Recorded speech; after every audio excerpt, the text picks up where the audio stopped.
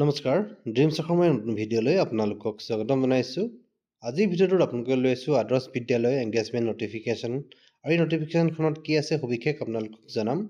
দেখিবলৈ পাইছে এখন নটিফিকেশ্যন আৰু এইখন আহিছে office of the managing director আদৰ্শ বিদ্যালয় সংগঠন আছাম। নটিফিকেশ্যনখন কি লিখা আছে সবিশেষ আপোনালোকক জনাব বিচাৰিছোঁ।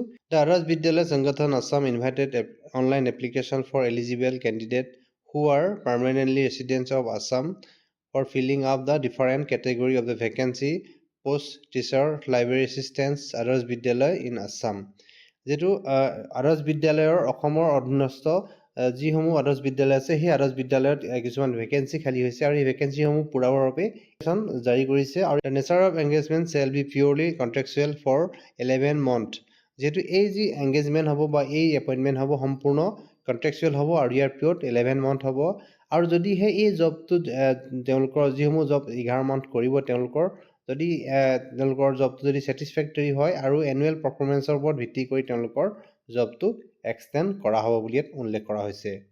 The posts are mainly available in rural and remote area of Assam. Candidate must be physically and mentally ready for serve of the rural and remote area. যেহেতু এই যিসমূহ আদৰ্শ বিদ্যালয় আছে সকলো আদৰ্শ বিদ্যালয় অসমৰ ৰুৰেল আৰু যিসমূহ গাঁও অঞ্চল আৰু ৰিমোট এৰিয়া যিসমূহ ভিতৰুৱা অঞ্চল সেই অঞ্চলসমূহত আছে যেহেতু তেওঁলোকে এই যি জব যদিহে কৰিব বিচাৰে তেওঁলোকে নিজে মেণ্টেলি আৰু ফিজিক্যালি ফিট থাকিব লাগিব বুলি ইয়াত উল্লেখ কৰা হৈছে। আৰু ভেকেন্সি ডিটেইল আপোনালোকক জনাব বিচাৰিছোঁ। ইয়াত পোষ্ট কেটেগৰী আৰু ভেকেন্সি কেটেগৰী ইয়াত উল্লেখ কৰা হৈছে। নিশ্চয় post graduate teacher arts, post graduate teacher science, graduate teacher arts, graduate teacher English ইত্যাদিকে কেইবাটাও কেটেগৰীত ইয়াত ৰিকুৱাৰমেণ্ট বিচৰা হৈছে। দেখিবলৈ পাইছে আপোনালোকে পোষ্ট গ্ৰেজুৱেট টিচাৰ আৰ্টছত 21টা পোষ্ট ভেকেন্সি আছে, পোষ্ট গ্ৰেজুৱেট ছায়েন্সত 17টা আছে, গ্ৰেজুৱেট টিচাৰ আৰ্টছত 15টা আছে। ঠিক এনেদৰে আটাইকেইটা মিলাই আপোনালোকে দেখিবলৈ পাইছে assistant teacher science, assistant teacher arts, assistant teacher Hindi, library assistant fix pay 5 দেখিবলৈ পাইছে আপোনালোকে টোটেল 140 AG post vacancy আছে। Link for the online application shall be available in the official website of Adarsh Vidyalaya Sangathan Assam www.avs.assam.gov.in আপোনালোকে login কৰি আপোনালোকৰ online application submit কৰিব পাৰে।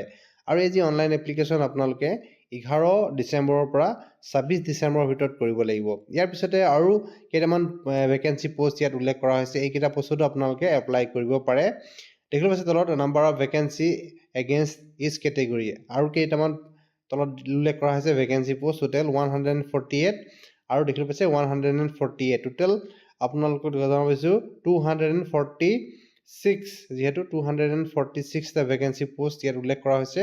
নিশ্চয় আপোনালোকে দেখিবলৈ পাইছে post graduate teacher English, post graduate teacher Assamese, post graduate teacher of economics, post graduate teacher political science ইত্যাদি কেইবাটাও পোষ্ট দেখিবলৈ পাইছে আপোনালোকে। ইয়াৰ ভেকেন্সি টোটেল কিমানটাকৈ ভেকেন্সি আছে ইয়াত উল্লেখ কৰা হৈছে।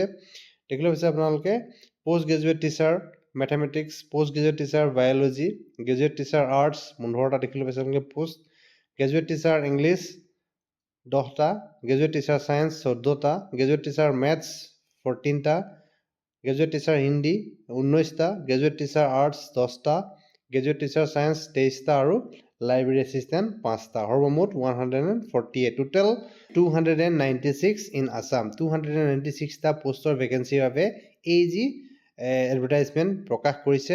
আৰু আপোনালোকৰ ইয়াৰ এডুকেশ্যন কোৱালিফিকেশ্যন কি হ'ব আপোনালোকক জনাব বিচাৰিছোঁ। যিহেতু আদৰ্শ বিদ্যালয়ৰ টিচাৰ পোষ্টৰ ভেকেন্সি এগেইনষ্টত আপোনালোকে এপ্লাই কৰিব আপোনালোকৰ কি শিক্ষাগত অৰ্হতা আৰু কেনেকৈ এপ্লাই কৰিবলৈ আপোনালোকক জনাব বিচাৰিছোঁ। কণ্ডিশ্যন অফ ৰিকুৱাৰমেণ্ট ইয়াৰ যি ৰিকুৱাৰমেণ্টৰ কিছু টাৰ্মছ এণ্ড কণ্ডিশ্যন আছে কেনেকৈ আপোনালোকে এপ্লাই কৰিবলগীয়া উল্লেখ কৰা হৈছে। এডুকেশ্যন কোৱালিফিকেশ্যন ক্ৰাইটেৰিয়া ইয়াত কি আপোনালোকক এডুকেশ্যন কোৱালিফিকেশ্যন লাগিব আপোনালোকক জনাব বিচাৰিছোঁ। যেহেতু আপোনালোকে যদিহে পোষ্ট গ্ৰেজুৱেট টিচাৰ আৰ্টছৰ কাৰণে এপ্লাই কৰিব বিচাৰে তেতিয়াহ'লে আপোনালোকে ৰিকগনাইজ ইউনিভাৰ্চিটিৰ পৰা আপোনালোকৰ 55 নম্বৰ মাৰ্কছ সহ আপোনালোকে পোষ্ট গ্ৰেজুৱেশ্যন ডিগ্ৰী থাকিব লাগিব, লগতে আপোনালোকৰ বেচেলৰ ডিগ্ৰী BEd আপোনালোকৰ থাকিব লাগিব। ইয়াৰ পিছত আপোনালোকে পোষ্ট গ্ৰেজুৱেট টিচাৰ যদি ছায়েন্সত আপোনালোকে এপ্লাই কৰিব বিচাৰে আপোনালোকৰ ৰিকগনাইজ ইউনিভাৰ্চিটিৰ পৰা মিনিমাম 55 নম্বৰ মাৰ্কছ থাকিব লাগিব আৰু লগতে আপোনালোকৰ BEd ডিগ্ৰী থাকিব লাগিব, তেতিয়া আপোনালোকে এই পোষ্টত এপ্লাই কৰিব পাৰে।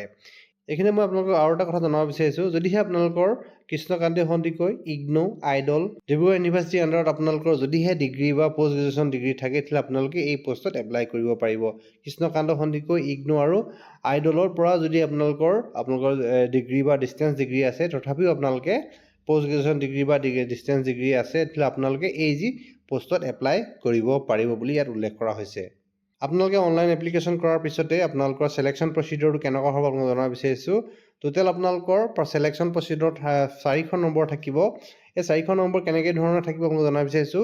100 যি পাৰ্চেণ্টেজ 100 মাৰ্কছ থাকিব আপোনাৰ MA, MSc এক্সামিনেশ্যনৰ পৰা, 100 মাৰ্কছ থাকিব BA, BSc এক্সামিনেশ্যনৰ পৰা, 100 মাৰ্কছ যি পাৰ্চেণ্টেজ থাকিব আপোনাৰ SSLC ফাইনেল এক্সামিনেশ্যনৰ পৰা, আৰু 100 মাৰ্কছ থাকিব আপোনাৰ BA এক্সামিনেশ্যনৰ পৰা।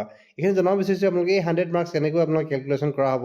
ছাপ'জ আপুনি MAত লাভ কৰিছিলে 80% আৰু BAত লাভ কৰিছিলে আপোনাৰ 75%, আৰু আপোনাৰ HSLCত আপোনালোকে 85 বা 80 নম্বৰ লাভ কৰিছে, পাৰ্চেণ্টেজ লাভ কৰিছিলে, লগতে BAত আপোনালোকে 90 নম্বৰ লাভ কৰিছিলে বা পাৰ্চেণ্টেজ লাভ কৰিছিলে। এই আটাইখিনি নম্বৰ আপোনালোকে কেলকুলেশ্যন কৰাৰ পিছত আপোনালোকৰ যিটো পাৰ্চেণ্টেজ হ'ব, সেই পাৰ্চেণ্টেজৰ ওপৰত ভিত্তি কৰি আপোনালোকৰ চিলেকশ্যন কৰা হ'ব। আৰু যিসমূহ মেৰিটত থাকিব, সেই মেৰিটত থকা কেণ্ডিডেটসকলে এই যি জব বা চাকৰি লাভ কৰিব বুলি ইয়াত উল্লেখ কৰা হৈছে। এই ভিডিঅ'টো আপোনালোকক জনালোঁ আদৰ্শ বিদ্যালয় সংগঠন আছামৰ যি এংগেজমেণ্ট নটিফিকেশ্যন, আৰু এই নটিফিকেশ্যনখনত কেনেকৈ আপোনালোকে আবেদন কৰিব পাৰিব, আৰু কি পষ্টত আপোনালোকে আবেদন কৰিব পাৰিব, আপোনালোকৰ কি ডকুমেণ্টছৰ প্ৰয়োজন হ'ব, আৰু কেনেকৈ আবেদন কৰিব লাগিব, লগতে চিলেকশ্যন প্ৰচিডিউৰ কেনেকুৱা হ'ব, সবিশেষ আপোনালোকক জনালোঁ।